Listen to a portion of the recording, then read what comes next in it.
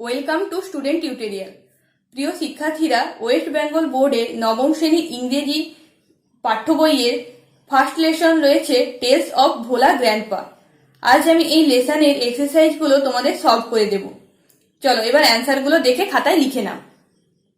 দেখো এক্সারসাইজ 1 কি বলেছে, tick the correct answer from the given alternative, মানে প্রদত্ত বিকল্প থেকে সঠিক উত্তরে টিক দাও। একের দাগে বলেছে in the bakul tree there lived, বোকাল ট্রিতে কে থাকতো? কাউজ, মাঙ্কি, টাইগার এবং স্প্যারো। সঠিক উত্তর কি হবে? মাঙ্কিজ। ঠিক আছে, তোমরা এটার পাশে টিক চিহ্ন দিয়ে দেবে খাতায়, বা এটা তোমরা খাতায় লিখে নেবে মাঙ্কিজ। তারপর দুয়ে বলেছে on the way back from the festival Bhola grandpa tightly held on to the two fingers of his son, cousin, grandson, nephew. সঠিক উত্তর হবে কি? গ্র্যান্ডসন। ঠিক আছে, এবার তিনে দেখো a gang of pirates were bearing a large box, small box, large bag, small bag. সঠিক উত্তর কি হবে? Small bag. এটা তোমরা খাতায় লিখবে স্মল ব্যাগ। চারের দিকে দেখো Bhola grandpa was returning from the yearly market, monthly market, daily market, weekly market. সঠিক উত্তর কি হবে? D, weekly market. পাঁচে দেখো Bhola grandpa died at the age of 85, 95, 55, 75। সঠিক উত্তর হবে কি? বি, 95। এটা তোমরা খাতায় লিখে নেবে। এবার দেখো exercise 2, answer the following questions within 15 ওয়ার্ডস, মানে 15টি শব্দের মধ্যে নিচে প্রশ্নগুলির উত্তর দাও। প্রশ্নগুলো এখানে দিয়েছে, এবার এখানে তো দেখানো যাবে না, চলো এবার খাতায় দেখে নি। প্রথম এর দাগের প্রশ্ন দেখো, when did Bhola grandpa let out a loud wail. উত্তর হবে Bhola grandpa began to wail loudly when he lost his grandson in the festival. ঠিক আছে, তোমরা দেখে দেখে খাতায় লিখে নেবে। বিতে দেখো where had the grandson found a cosy shelter. Answer হবে the grandson found a cosy shelter under a cow's belly. C এর প্রশ্ন দেখো, what request did Bhola grandpa make to the first man he saw on the moon. উত্তর দেখো Bhola grandpa requested the first man he saw on the moon for some water to drink. D এর প্রশ্ন দেখো, how old was Bhola grandpa's wife when he died. Bhola grandpa's wife was 80 years old when he died.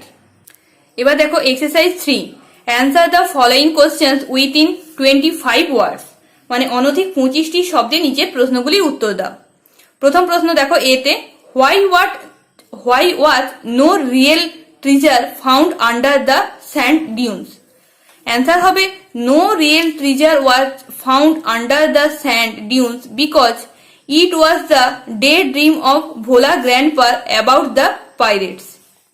বিয়ের প্রশ্ন দেখো, what did the tiger do after Bhola grandpa had climbed up the banyan tree.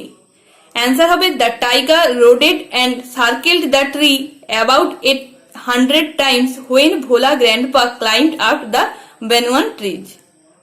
সিতে দেখো, what was the reason of Bhola grandpa's death according to his wife. Answer হবে according to his wife Bhola grandpa died because he forgot to breathe when he was 95 years old। ঠিক আছে, তোমরা দেখে দেখে এইভাবে খাতায় কিন্তু লিখে নেবে। এবার দেখো এক্সারসাইজ 4, এই এক্সারসাইজ 4-এ তোমাদের গ্রামার দেওয়া আছে। কি বলেছে, change the mood of narration of the following sentences, মানে নিচের বাক্যগুলির উক্তি পরিবর্তন করো। এতে কি বলেছে, Bulbuli said to his friend will you come tomorrow.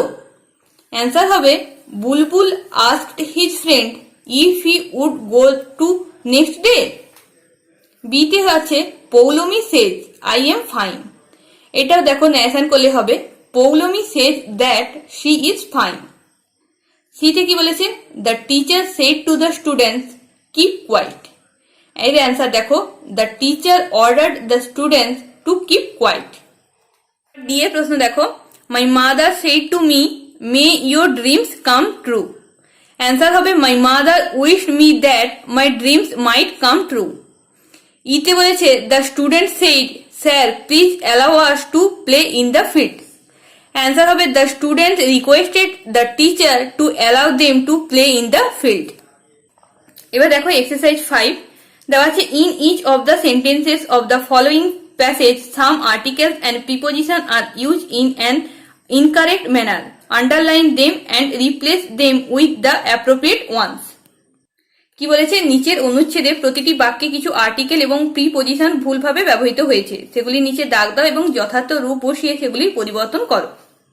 দেখো দেওয়া আছে on an winter night I was abroad A boat, it was a moonlight night full of stars, the boat was anchored off a great river, I was thrilled to see a beauty of nature। দেখো এরপরে আমি correct করে লিখে দিয়েছি এবং কোনটা correct করে দিয়েছি তার নিচে আন্ডারলাইন করে দিয়েছি। ইনটা এখানে অনেক জায়গায় ইন হবে। In an winter night I was in a boat, it was a moonlight night full of stars, the boat was anode over a great river, I was thrill to see the beauty of nature. ঠিক আছে, তোমরা এইভাবে দেখে দেখে খাতায় লিখে নেবে এবং যদি তোমরা এর পরে যে রাইটিং স্কিল আছে তার যদি উত্তর তোমরা পেতে চাও তাহলে আমাকে কমেন্ট করে অবশ্যই জানাও। ভিডিওটা ভালো লাগে তাহলে লাইক করো, বন্ধুদের সঙ্গে শেয়ার করো, আর যদি তোমরা চ্যানেলে নতুন হয়ে থাকো তাহলে অবশ্যই সাবস্ক্রাইব করে পাশে থাকা বেল বাটনে অল নোটিফিকেশন অন করে নাও এরকম সমস্ত বিষয়ে গুরুত্বপূর্ণ প্রশ্ন উত্তর পাওয়ার জন্য।